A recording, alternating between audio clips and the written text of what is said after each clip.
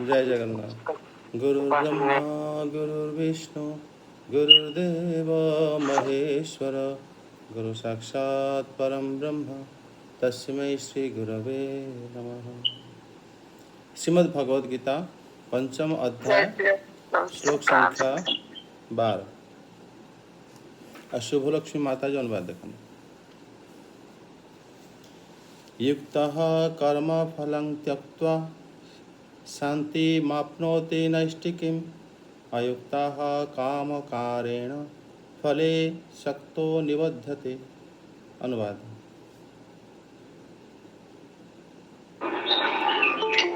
जय जगन्नाथ। प्रभु जी प्रणाम। समस्त माता जी को प्रणाम। ओम नमो भगवते वासुदेवाय। ओम नमो भगवते वासुदेवाय। ओम नमो भगवते वासुदेवाय। जो व्यक्ति दृढ़ भाव मो सहित युक्त होइथाए अर्थात एक भक्त प्लुत आत्मा से विशुद्ध शांति लाभ करे, कारण से तार समस्त कर्मफल मते समर्पण करे। किंतु जे मो ठारे युक्त होई न थाए अर्थात भगवान ठारे युक्त होई न थाए, जे तार कर्मफल उपभोग करने पाई अत्यंत लोलुप होई उठिथाए, से कर्मफल रे बांधी हुए।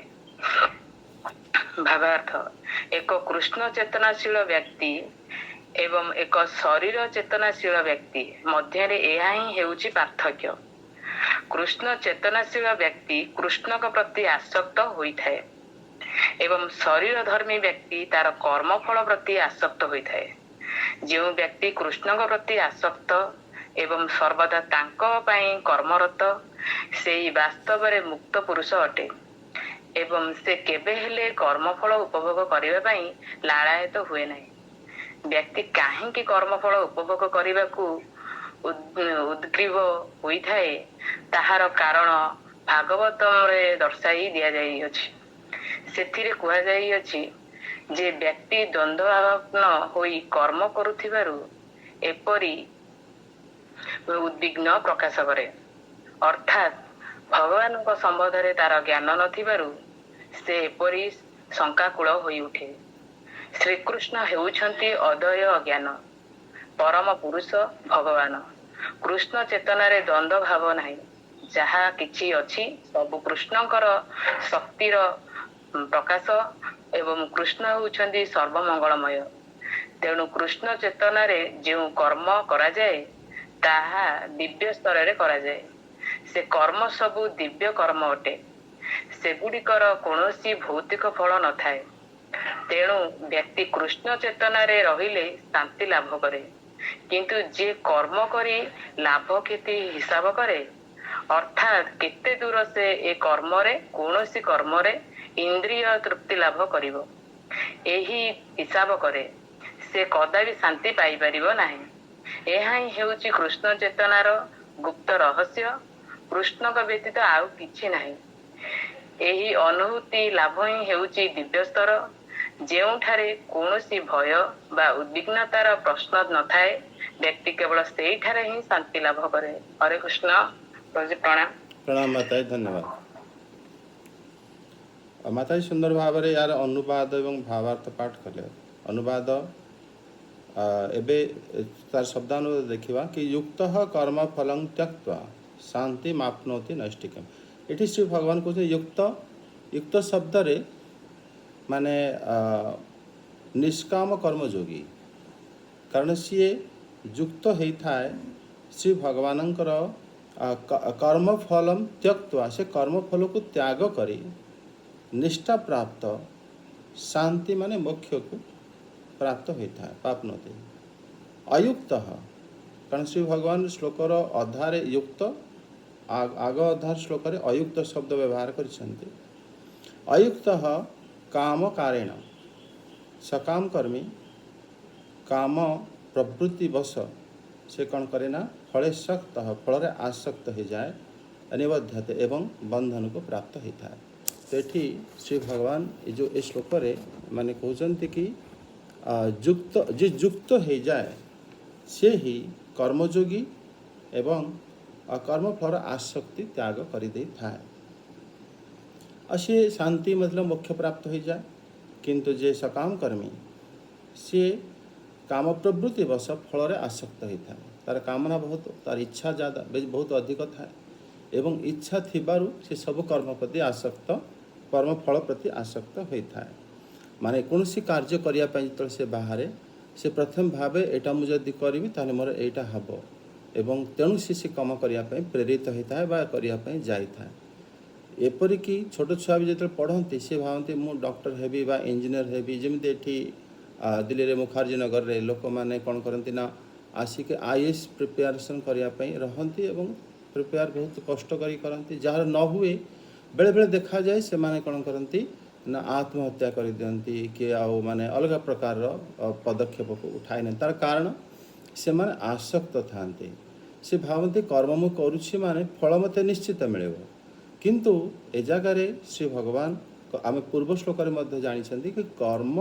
करिवार अधिकार आम पाखरे थाए फलर अधिकार आम पर न था फल आमर केते जन्मर आमर निष्ठा प्रवृत्ति आमर माने प्रकृति उपरे फल निर्भर करिथाए कि आम से फल को नवाई योग्य कि अयोग्य कारण एक कथा आम समुद्र मंथन लीला भागवतम जानी दुई जन एका परिश्रम कले मध्य माने असुर माने वास्तव में अमृत नवाई योग्य नथिले तेणु से अमृत भगवान दे नथिले तांकर पूर्व कर्म एभली भाव थिला आउ तापरे श्री भगवान तांको अन्य फल देले किंतु एठी माने ए जो श्लोक रे कहउचंती जी आसक्ति हो जाए कर्म रे सी माने हे गला ताको कोन होना बंधन को प्राप्त हो जाए अयुक्त काम कारेण फले शक्त हो फल प्रति आसक्त है माने से निबद्धते से बंधन हो जाए श्री विश्वनाथ चक्रवर्ती ठाकुर ये श्लोक कहते कि कर्म करणे अनासक्त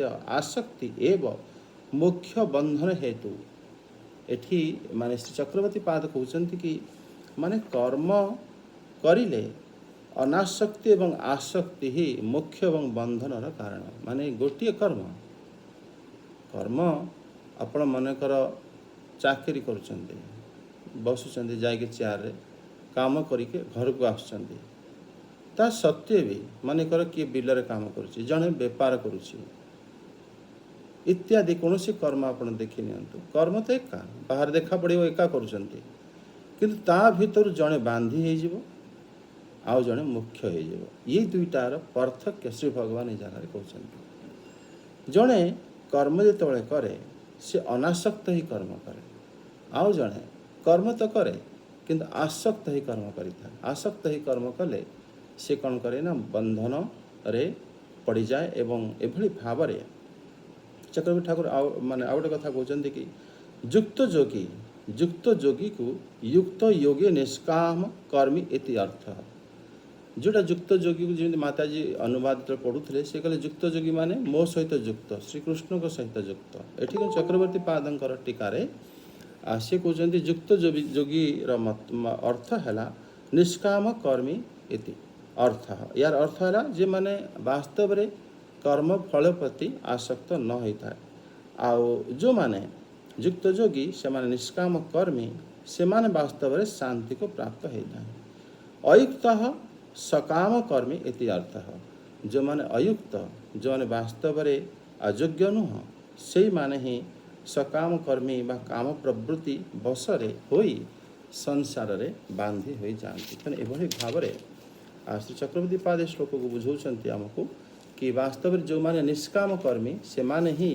निष्काम कर्म उपरे श्री भगवान ए पर्यंत जिते अध्याय पाठ कर से विषय बहुत माने गभीर भाव से ताको बुझेवा को चेष्टा कर वास्तव में आम्भे माने कौन करती ना कर्म कर्म बिना आम रही पारती ना आ यही कर्म करिकी ही आम मुख्य प्राप्त हवा उचित तेणु से कर्मर समय आम मानकर आसक्ति आम मानकर चिंताधारा आम मानकर मन बुद्धि ये सब किभली कार्य करुथाए से कर्म आमको संसार रे बांधीदेव जदि आम अनासक्त ही कार्य करुवा ताहले से आमको संसार माने मुक्त करदेव एठी श्री श्रीधर स्वामीपाद ए श्लोक माने कहते कि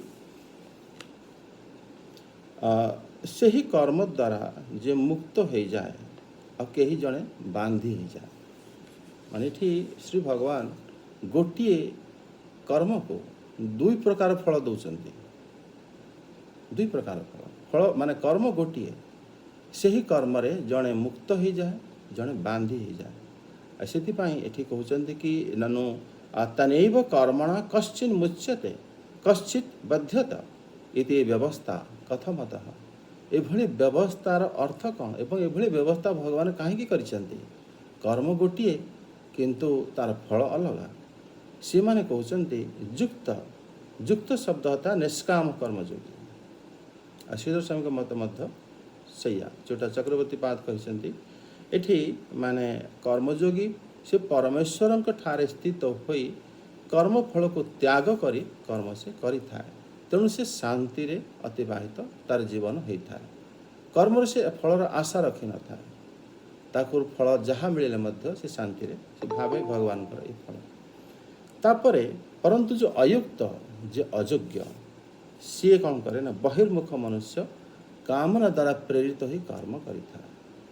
ମାନେ ଆମେ ମଧ୍ୟ ଦେଖିଛନ୍ତି ଘରେ ବା ସାଇ ପଡ଼ିଶା ହଉ ସାଙ୍ଗସାଥି ପ୍ରଥମେ ପ୍ରେରଣା କରେ, ଆରେ ତୁ ଯଦି ଏଇଟା କରିବୁ ତତେ ଏଇଟା ମିଳିବ, ଟିକେ ଭାବିକି କର୍ମଟା କର, କର୍ମ ଛାଡ଼ୁଛୁ କାହିଁକି?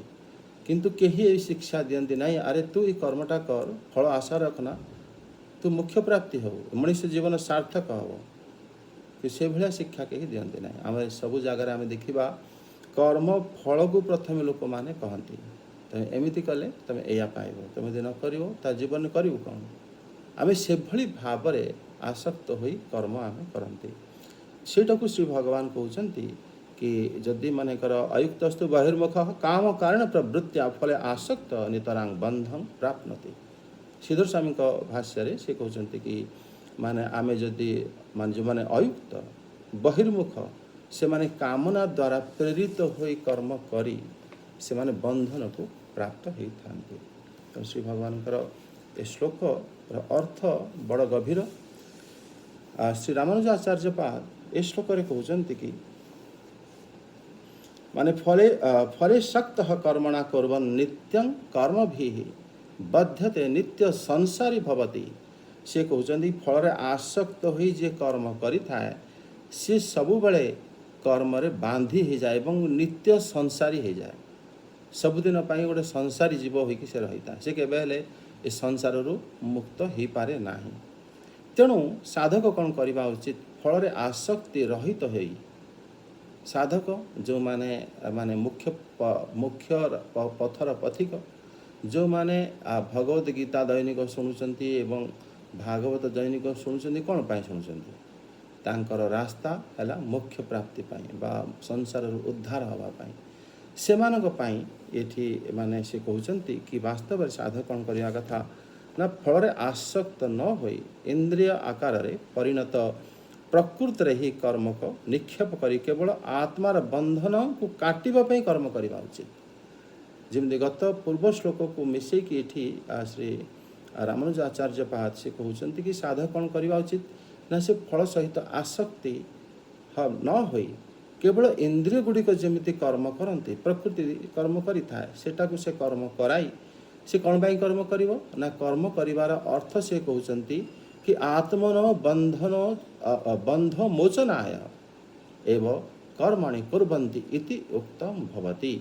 ସେ କହୁଛନ୍ତି କି ଯଦି ତମେ କାମ ଏଇଥିପାଇଁ କରିବ କାରଣ ତୁମର ଆତ୍ମାର ବନ୍ଧନ କଟିଯିବ ଏବଂ ତୁମେ ସେଇଥିପାଇଁ କର୍ମ କରିବ, ଏ କର୍ମ ଦ୍ୱାରା ତୁମେ ମୋକ୍ଷ ପ୍ରାପ୍ତି ହେବ। ତୁମେ କର୍ମ କରିବ ନାହିଁ ଗୋଟେ ଚାକିରି ମିଳିବ ବା ତୁମେ କର୍ମ କରିବ ନାହିଁ କି ଏଇଟାକୁ ମୁଁ ଏତିକି ଟଙ୍କାରେ ବିକିଲେ ମୋତେ ଏତିକି ଲାଭ ହେବ, ସେଥିପାଇଁ କର୍ମ କର ନାହିଁ। କର୍ମ କର ଯେଉଁଦ୍ୱାରା ତମେ ଏ ସଂସାରର ବନ୍ଧନର କାରଣକୁ କାଟିପାରିବ। ଶଙ୍କରାଚାର୍ଯ୍ୟ ପାଦ ଏ ଶ୍ଲୋକରେ କହୁଛନ୍ତି କି ମାନେ ସେ ଏ ଶ୍ଲୋକରେ ଅର୍ଥରେ ସେ କହୁଛନ୍ତି କି ଯେ ମାନେ ଅନ୍ତଃକରଣର ଶୁଦ୍ଧି, ଏ କର୍ମ ଯିଏ ମାନେ ଅନାସକ୍ତ ହୋଇ କର୍ମ କରନ୍ତି ତାଙ୍କ ପାଇଁ ସେ କହୁଛନ୍ତି କି ପ୍ରଥମେ ତ ଅନ୍ତଃକରଣ ଶୁଦ୍ଧି ହୋଇଥାଏ, ପୁଣି ଜ୍ଞାନ ପ୍ରାପ୍ତି ହୋଇଥାଏ, ପୁଣି ସର୍ବକର୍ମ ସନ୍ନ୍ୟାସ ରୂପୀ ଜ୍ଞାନ ନିଷ୍ଠା ପ୍ରାପ୍ତ ହୋଇଥାଏ। ଏଇଭଳି କ୍ରମରେ ଶାନ୍ତି ପ୍ରାପ୍ତ ହୋଇଥାଏ। ପ୍ରଥମେ ଯିଏ କର୍ମ କରେ ତାର ପ୍ରଥମେ କ'ଣ ହୁଏ ନା ସତ୍ୱ ଶୁଦ୍ଧି ଜ୍ଞାନ ପ୍ରାପ୍ତେ ପ୍ରଥମେ ତାର ଅନ୍ତଃକରଣ ଶୁଦ୍ଧି ହୋଇଯାଏ, ସତ୍ୟ ଶୁଦ୍ଧି। तापर जितेबाला शुद्ध हो जाए अंतकरण से ज्ञान को प्राप्त होता है। पुणी सर्वकर्म संन्यास ज्ञान निष्ठा सब प्रकार कर्म जितेबले महात्मा मानकर अंतिम समय आसे से कर्म करती ना किंतु से कर्मर फल कई सी चाहती ना मत जन किए आसिक खोईद बा मो माने मत किए उठाई कि नहीं जाऊ से बिल्कुल कारण से सब जिन छाड़ी दे से जानते ये संसार में आम जो जगार रोचंती ये जगार हम किसी नहीं कि कुआड़े जापर ना ये जगार केवल ये भारत में आम रोचंती बा ओडिशा रे रोचंती बा पृथ्वी पृष्ठ जहाँ जो रोचंती जितेबाला आम शरीर छाड़ती सबु किछि ए जगार रही एपरिक शरीर मध्य रही धन संपत्ति कुटुंब माने स्नेह ज्ञाति परिजन सहित ए शरीर सबु किछि छाड़ी आपन को जावा पड़ो। तेणु महात्मा माने से माने कौन करती ना सर्वकर्म संन्यास ज्ञान निष्ठा प्राप्ति तांकर निष्ठा आसी जाए एवं एभली भाव से परम शांति को लाभ करिथांती से शरीर क्रिया बंद हो जाता है। तेणु श्री शंकराचार्यपाद कहते कि जड़े जितेबले श्री भगवान जो कहते युक्त कर्म फल त्यक्ता शांति माप्नुति नष्टिकम एवं एभली भाव से कौन करे शांति को प्राप्त हो जाए। जड़े जदि कर्म माने फल प्रति आसक्त हो जाए जे अयोग्य माने यह पुनः तो अयुक्त जो माने अयुक्त से माने कौन करती निजर फल पाई ये सब कर्म करती कि मत यहाँ आवश्यक तेणु मुझे कर्म करुँच प्रकार फल आसक्त हो से बांधि जाती से तुम्हें युक्त हो जाओ अर्थात माने निश्चय हो जाओ कि एभली अभिप्राय श्री भगवान श्री अर्जुन देव को ये श्लोक कहते कि वास्तव में अयुक्त हवा बा निजे फल प्रति आसक्त हवा एभली जमिति श्री अर्जुन देव प्रथमे कही कि मते राज्य आवश्यकता नहीं तेणु मुझे युद्ध कहीं करी श्री भगवान कहले राज्य पर युद्ध कर इच्छाटा को त्याग करदेवा उचित कि तुमको किसी भोग मिल से मुझे युद्ध करुच्ची माने ये श्लोक सबुगुड़िक श्री अर्जुन एवं संसार प्रत्येक व्यक्ति कारण श्री भगवान जिते कौन वाणी कहती से वास्तव में सबू माने जीवों एवं सबु देश पाई सबु समय पाई से गुड़िक प्रযোज्य था। श्री भगवान एठी माने कहते कि जदि तमे चाहब कि तुम फल पाई युद्ध करुच ताहले से तुमको नरक आड़ को नहीं जीव बा संसार में बंधन को दब तुम्हें क्षत्रिय तुम्हें ये कर्म शिखीच युद्ध कर्म गुरुकुल बड़े आज्ञाधीन छात्र आउ तो किसी शिखिन यही कर्मटा को तुम्हें अनासक्त हो कले तुम्हें मुख्य हो जड़े मानकर विद्यार्थी से पाठ पढ़ुची से अनासक्त हो पाठ पढ़े से मुख्य हो जड़े माने कर्मी से कार्य को अनासक्त हो कले से मुख्य हो श्री भगवान तेणु से कहते केबे हेले फलर आशाटा को रखिकी कर्म पाई आग बड़ हुआ ना एभली आग बड़ हेले निश्चित रूप संसार में बांधि हो भाव में आमर सब महात्मा माने श्लोक को श्री भगवान वाणी को बुझाई आशा कि समस्ते बुझीपारी तेणु आम समस्ते केबे हेले कौन कर्म फलर आशा रखी तापर कर्म प्रति आगभर हवा उचित नुहे आलस्य रहित होई आमे कर्म को केवल ज्ञान आहरण करने बा भगवत प्राप्ति करवा उचित से जेकोसी कार्य होता। जय जगन्नाथ हरिबोल।